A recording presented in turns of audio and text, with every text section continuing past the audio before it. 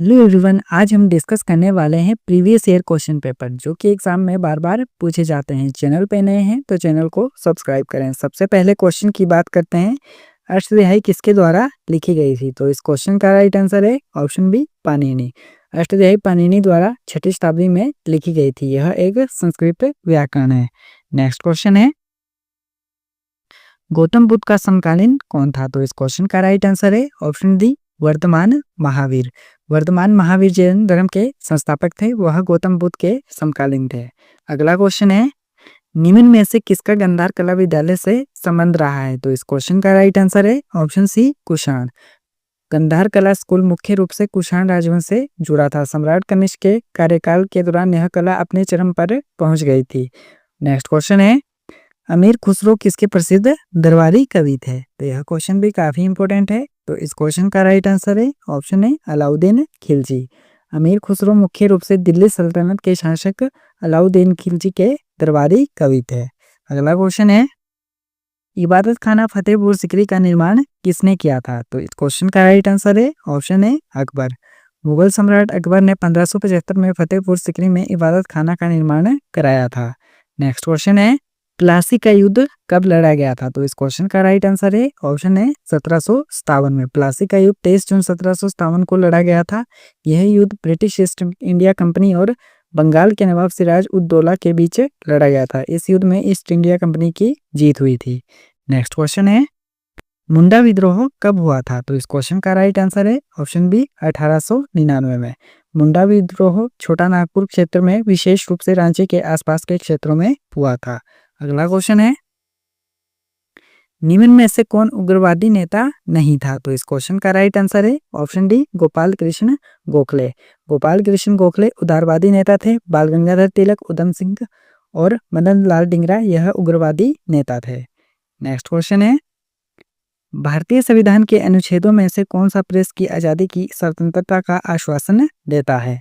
तो इस क्वेश्चन का राइट आंसर है ऑप्शन बी, अनुच्छेद 19।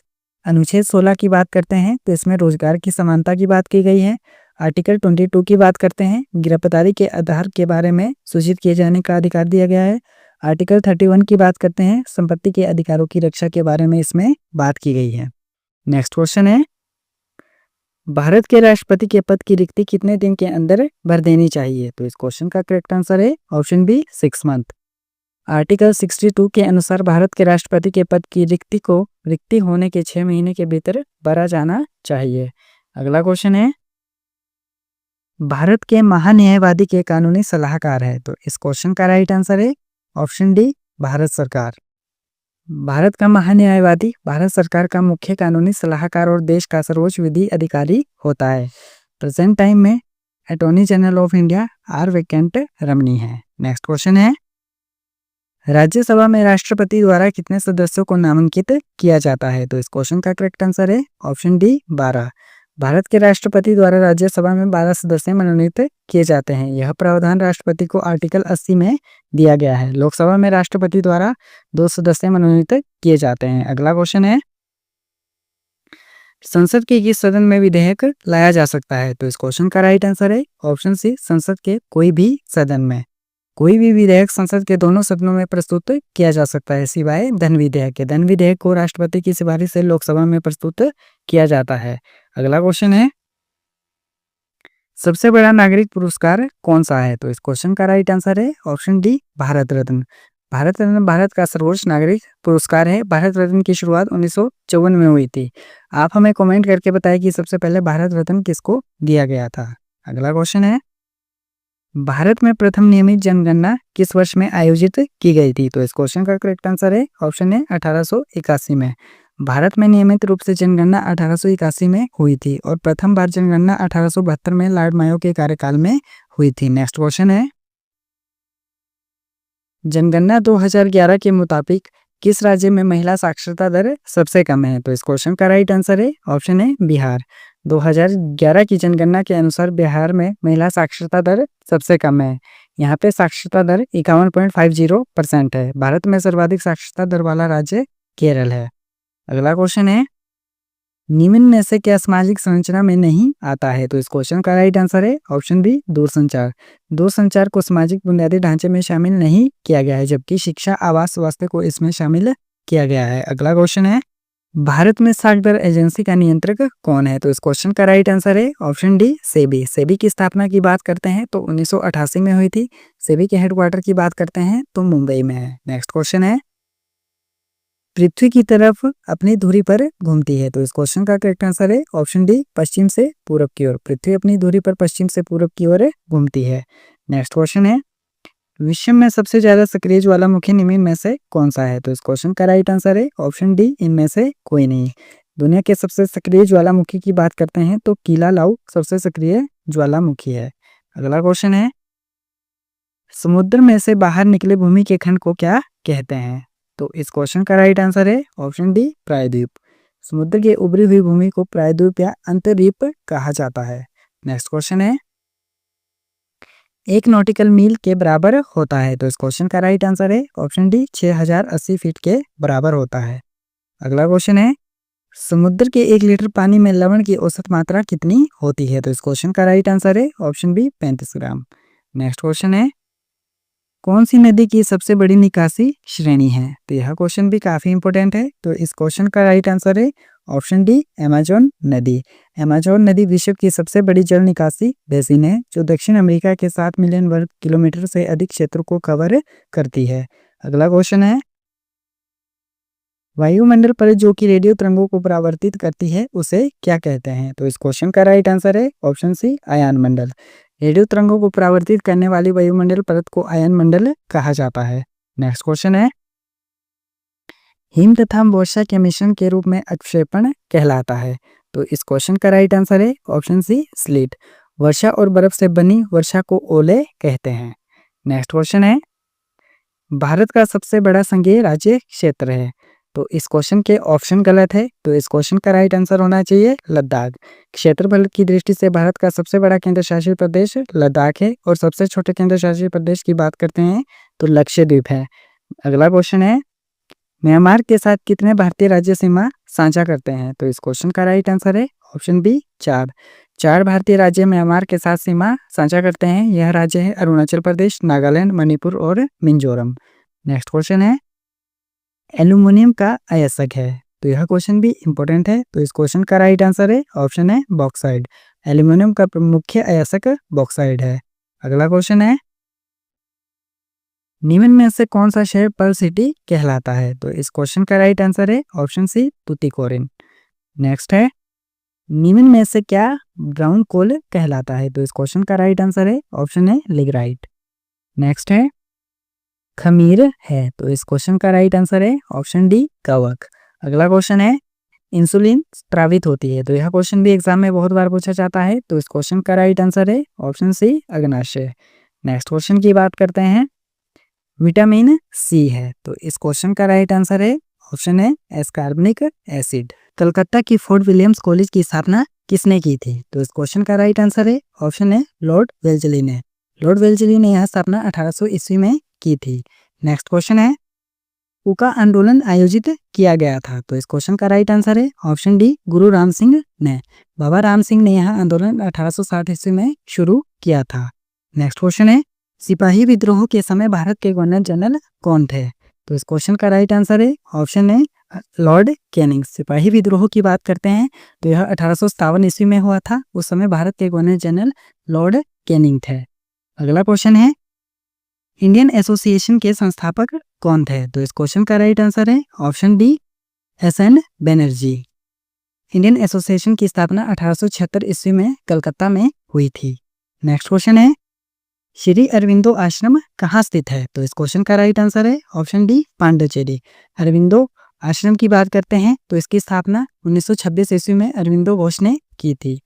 अगला क्वेश्चन है, किसने गांधी जी को वन मैन बाउंड्री फोर्स से संबोधित किया था? तो इस क्वेश्चन का राइट आंसर है ऑप्शन सी माउंट बेटन ने। नेक्स्ट है, संपूर्ण क्रांति की अवधारणा किसने दी थी? तो इस क्वेश्चन का करेक्ट आंसर है ऑप्शन है जयप्रकाश नारायण ने।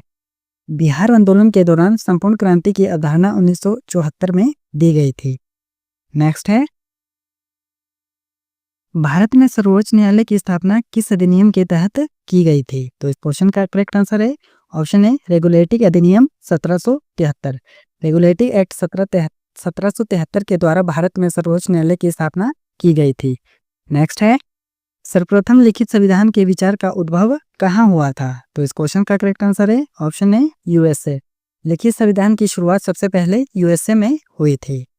अगला क्वेश्चन है, निम्नलिखित में से कौन सा लेख निचली अदालतों की कार्य प्रणाली की जांच करता है?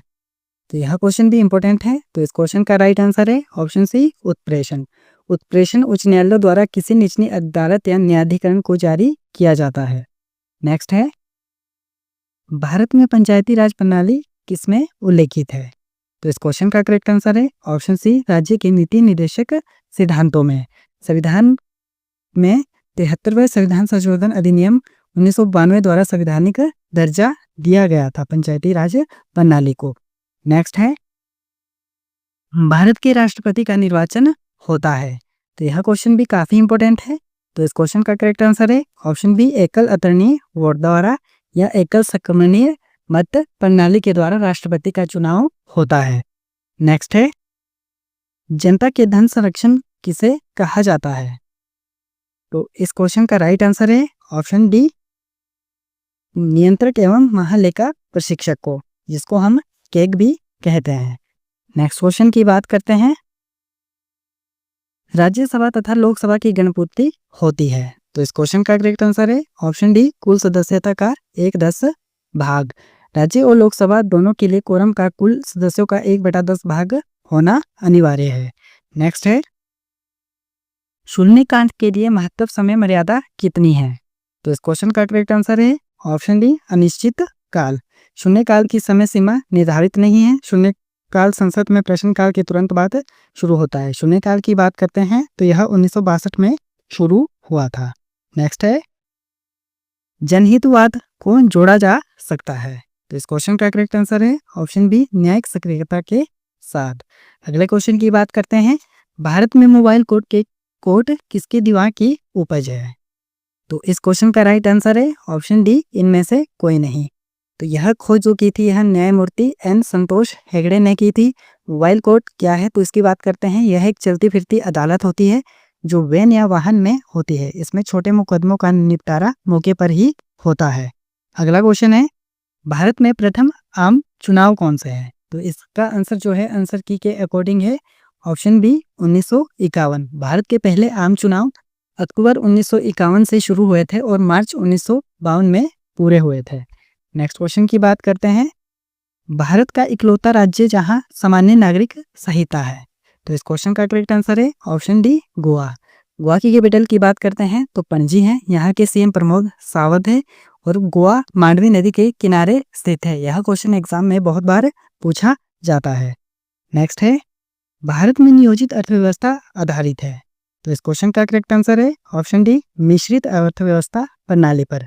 मिश्रित अर्थव्यवस्था की बात करते हैं जिसमें सरकारी और निजी क्षेत्र दोनों की भूमिका रहती है। नेक्स्ट है, किसी देश की प्रति व्यक्ति आय व्युत्पन्न की जाती है। तो इस क्वेश्चन का करेक्ट आंसर है ऑप्शन सी ए और बी दोनों द्वारा। राष्ट्रीय आय द्वारा और जनसंख्या द्वारा किसी भी देश की प्रति व्यक्ति आय निर्धारित की जा सकती है। नेक्स्ट है, गरीबी उन्मूलन का नारा किस पंचवर्षीय योजना के दौरान दिया गया था? तो इस क्वेश्चन का करेक्ट आंसर है ऑप्शन सी 5वीं पंचवर्षीय योजना। गरीबी हटाओ या गरीबी उन्मूलन का नारा भारत की 5वीं पंचवर्षीय योजना के दौरान दिया गया था। इसका कार्यकाल 1974 से 1979 तक रहा और उस समय देश की प्रधानमंत्री इंदिरा गांधी रही थी। नेक्स्ट है, भारत का सबसे अधिक साक्षर केंद्र शासित प्रदेश है। तो इस क्वेश्चन का करेक्ट आंसर है ऑप्शन बी लक्षद्वीप। लक्षद्वीप की साक्षरता दर की बात करते हैं तो 91.85% है। यह 2000 जनगणना के अनुसार है। दिल्ली की बात करते हैं तो सेकंड रैंक पे है। पांडुचेरी की बात करते हैं थर्ड रैंक पे है। चंडीगढ़ की बात करते हैं तो फोर्थ रैंक पे है। अगला क्वेश्चन है, प्रायद्वीपीय भारत की सबसे बड़ी नदी कौन सी है? तो इस क्वेश्चन का करेक्ट आंसर है ऑप्शन बी गोदावरी। गोदावरी की उत्पत्ति त्र्यंबक पठार नासिक से होती है। इसका संगम बंगाल की खाड़ी में होता है। दक्षिण की गंगा के नाम से भी गोदावरी को जाना जाता है। अगला क्वेश्चन है, भारत की सबसे पुरानी तेल रिफाइनरी कहाँ पर स्थित है? तो इस क्वेश्चन का राइट आंसर है ऑप्शन है दिग्बोई। इसकी स्थापना 1901 में दिग्बोई के असम में हुई थी। दिग्बोई को तेल नगरी के नाम से भी जाना जाता है। दिग्बोई एशिया की पहली तेल रिफाइनरी है। नेक्स्ट क्वेश्चन है, भारत में विद्युत आपूर्ति प्रथम कहाँ शुरू की गई थी? तो इस क्वेश्चन का राइट आंसर है ऑप्शन बी दार्जिलिंग वेस्ट बंगाल में। यह 1897 में शुरू की गई थी। अगला क्वेश्चन है, भारत में बेटी बचाओ बेटी पढ़ाओ योजना कब लॉन्च की गई थी? तो इस क्वेश्चन का करेक्ट आंसर है ऑप्शन डी जनवरी 2015। तो इसकी एग्जैक्ट डेट है वह है 22 जनवरी 2015। यह पानीपत में हरियाणा में शुरू की गई थी। इसका उद्घाटन प्रधानमंत्री नरेंद्र मोदी द्वारा किया गया था। अगला क्वेश्चन है, बंधुआ मजदूर प्रणाली अधिनियम कब अधिनियमित किया गया था? तो इस क्वेश्चन का राइट आंसर है ऑप्शन बी 1976 में। बंधुआ मजदूर प्रणाली अधिनियम 1976 में लागू किया गया था। भारत में बंधुआ मजदूर प्रणाली हमेशा के लिए समाप्त किया गया है। नेक्स्ट क्वेश्चन है, पूंजी बाजार नियंत्रक है। तो इस क्वेश्चन का राइट आंसर है option D SEBI. Next question है, आर्थिक वृद्धि समानता किससे जुड़ी है? तो इस क्वेश्चन का राइट आंसर है ऑप्शन बी स्फीति से। नेक्स्ट है, केंद्रीय सरकारी बैंक कार्य करती है। तो इस क्वेश्चन का राइट आंसर है ऑप्शन ए जिला स्तर पर।